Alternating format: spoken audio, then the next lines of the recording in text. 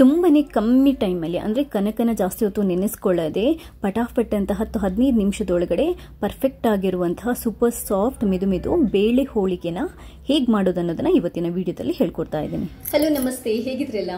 ನನ್ನ ಇವತ್ತಿನ ವಿಡಿಯೋದಲ್ಲಿ ಯುಗಾದಿ ಹಬ್ಬದ ಪ್ರಯುಕ್ತ ಒಂದು ಸ್ಪೆಷಲ್ ರೆಸಿಪಿನ ಹಾಕ್ತಾ ಇದ್ದೀನಿ.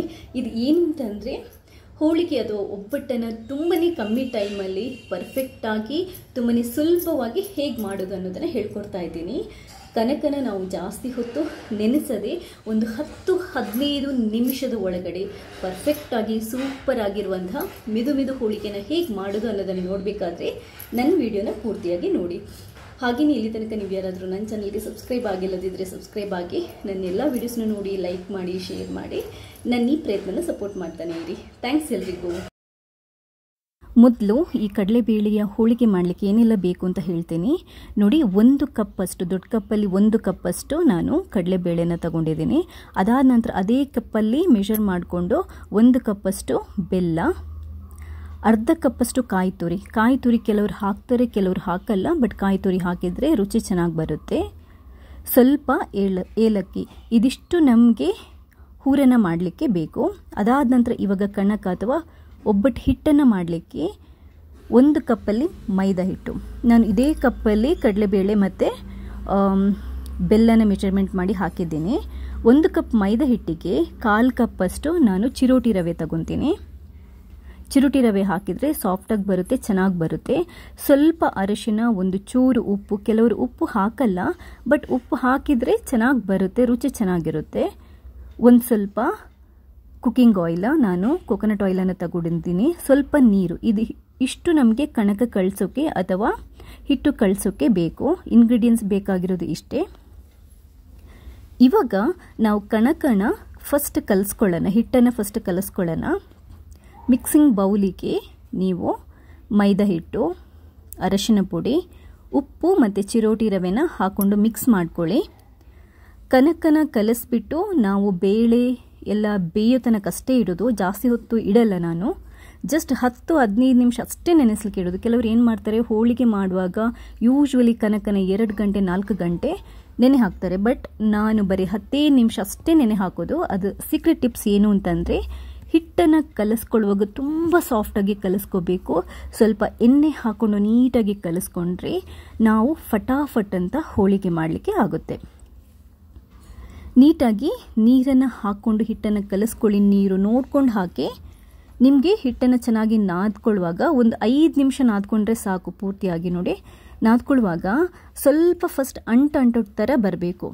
ಅದಾದ ನಂತರ ಇಷ್ಟು ಅಂಟು ಥರ ಬಂದರೆ ಕೊನೆಗೆ ನಾವು ಅದಕ್ಕೆ ಕೊಕೊನಟ್ ಆಯಿಲ್ ಅಥವಾ ಕುಕ್ಕಿಂಗ್ ಆಯಿಲನ್ನು ಹಾಕಿಬಿಟ್ಟು ನೀಟಾಗಿ ನಾದ್ಕೊಂಡ್ರೆ ನೋಡಿ ಸೂಪರ್ ಆಗಿರುವಂತಹ ಹೋಳಿಗೆ ಹಿಟ್ಟು ಅಥವಾ ಕನಕ ರೆಡಿ ಆಗುತ್ತೆ. ಚೆನ್ನಾಗಿ ಬಡ್ದು ಕೈಯಲ್ಲಿ ಚೆನ್ನಾಗಿ ನಾದ್ಕೊಳ್ಳಿ. 5 ನಿಮಿಷ ನಾದ್ಕೊಂಡ್ರೆ ಸಾಕು. ನಾನು ಬರೀ 5 ನಿಮಿಷ ಟೋಟಲ್ ಆಗಿ ನೀರು ಹಾಕಿ ಕಲಸಿ ಹಿಟ್ಟನ್ನು ನಾದ್ಕೊಳ್ತಾ ಇರೋದು ಬರೀ 5 ನಿಮಿಷ. ನೀರು ಸ್ವಲ್ಪ ಜಾಸ್ತಿ ಹಾಕ್ಕೊಂಡು ಹಿಟ್ಟನ್ನು ತೆಳು ಅಂದರೆ ಮೆದು ಸಾಫ್ಟಾಗಿ ಮಾಡಿಕೊಂಡು ಕೊನೆಗೆ ನಾವು ಕೊಕೊನಟ್ ಆಯಿಲ್ ಅಥವಾ ಆಯಿಲ್ ಹಾಕ್ಕೊಂಡು ನಾದ್ಕೊಂಡ್ರೆ ಸೂಪರ್ ಸಾಫ್ಟ್ ಆಗಿರುವಂಥ ಹಿಟ್ಟು ನಮಗೆ ದಿಢೀರ್ ರೆಡಿ ಆಗುತ್ತೆ. ಹಿಟ್ಟನ್ನು ನಾದ್ಕೊಂಡಾದ ನಂತರ ಒಂದು ಸ್ವಲ್ಪ 2-3 ಟೇಬಲ್ ಸ್ಪೂನಷ್ಟು ಕುಕ್ಕಿಂಗ್ ಆಯಿಲನ್ನು ಹಾಕಿಬಿಟ್ಟು ಹಿಟ್ಟು ತೇಳೋ ಥರ ಅಥವಾ ಈ ಥರ ಮುಲ್ಗೋ ಥರ ಇರಬೇಕು. ನೋಡಿ, ಮೇಲ್ಗಡೆಯಿಂದ ಎಣ್ಣೆನ ಹಾಕಿಬಿಟ್ಟು ಜಸ್ಟ್ ಒಂದು ನಮ್ಮದು ಬೇಳೆ ಬೇಯಿಸಿ ಹೂರಣ ರೆಡಿ ಆಗೋ ತನಕ ಬಿಡಬೇಡೋಣ ಅಷ್ಟೇ. ಇವಾಗ ಬೇಳೆನ ತೊಳೆದ್ಬಿಟ್ಟು ಕುಕ್ಕರಲ್ಲಿ ಹಾಕಿಬಿಟ್ಟು ಬೇಳೆನ ಬೇಯಿಸೋಣ. ನೀವು ಪಾತ್ರೆಯಲ್ಲಿ ಬೇಯಿಸ್ಲಿಕ್ಕಿಟ್ರೆ ತುಂಬ ಹೊತ್ತು ಬೇಳೆ ಬೇಯಲಿಕ್ಕೆ ಟೈಮ್ ತಗೊಳ್ಳುತ್ತೆ. ಕುಕ್ಕರಲ್ಲಿ 3 ವಿಷಲ್ 4 ವಿಷಲ್ ಹಾಕಿದರೆ ಸೂಪರಾಗಿ ಬೇಳೆ ಬೇಯುತ್ತೆ. 1 ಕಪ್ ಕಡಲೆಬೇಳೆಗೆ 2 ಕಪ್ಪಷ್ಟು ನೀರನ್ನು ಹಾಕಿ ನಾವು ಬೇಯಿಸ್ಕೊಳ್ಳೋಣ. ಜಸ್ಟ್ ಒಂದು 3-4 ವಿಷಲ್ ಹಾಕಿ ಬೇಯಿಸಿದ್ದೀನಿ. ಅದಾದ ನಂತರ ಇವಾಗ ತಣ್ಣಗಾದ ನಂತರ ಬೇಳೆನ ಒಂದ್ಸರಿ ಚೆಕ್ ಮಾಡ್ಕೊಳ್ಳಿ, ನೀಟಾಗಿ ಬೆಂದಿರಬೇಕು ಬೇಳೆ. ಇವಾಗ ಈ ಬೇಳೆ ಬೇಯಿಸಿದ ನೀರನ್ನು ನೀವು ಬಿಸಾಡಬೇಡಿ. ಇದರದ್ದು ಒಬ್ಬಟ್ಟು ಸಾರು ಮಾಡ್ತಾರೆ, ಇಲ್ಲದಿದ್ದರೆ ಹೂರಣನ ಹದ ಮಾಡಲಿಕ್ಕೆ ನಮಗೆ ಬೇಕಾಗುತ್ತೆ. ಇವಾಗ ಕಡಲೆಬೇಳೆನ ನೀವೊಂದು ಪಾತ್ರೆಗೆ ಹಾಕ್ಕೊಂಡು ಅದಕ್ಕೆ ಒಂದು ಸ್ವಲ್ಪ ಕಾಯಿ ತುರಿ, ಏಲಕ್ಕಿ, ಪುಡಿ ಮಾಡಿರೋ ಏಲಕ್ಕಿ ಮತ್ತು ಬೆಲ್ಲ ಹಾಕ್ಕೊಂಡು ನಾವಿದನ್ನ ಒಂದು ಸ್ವಲ್ಪ ಸ್ಟವ್ ಮೇಲೆ ಇಟ್ಟು ಬೇಯಿಸ್ಕೋಬೇಕಾಗುತ್ತೆ. ಬೆಲ್ಲದ ನೀರು ನೀಟಾಗಿ ಬಿಡಬೇಕು. ಹೂರಣ ಮಾಡೋದಕ್ಕಿಂತ ಮುಂಚೆ ಜಸ್ಟ್ ಒಂದು 2 ನಿಮಿಷ ಬೆಲ್ಲ ಕರಗೋ ತನಕ ಇದನ್ನ ಬಿಸಿ ಮಾಡಿಕೊಂಡು ರೆಡಿ ಮಾಡ್ಕೊಳ್ಳಿ. ಬೆಲ್ಲ ನೀಟಾಗಿ ಕರಗಬೇಕು. ಒಂದು ಚೂರು ಕೂಡ ನೀರಿನ ಪಸೆ ತಾಗಿಸಬೇಡಿ ನೀವು ಹೂರಣ ರೆಡಿ ಮಾಡ್ಕೋಬೇಕಾದ್ರೆ.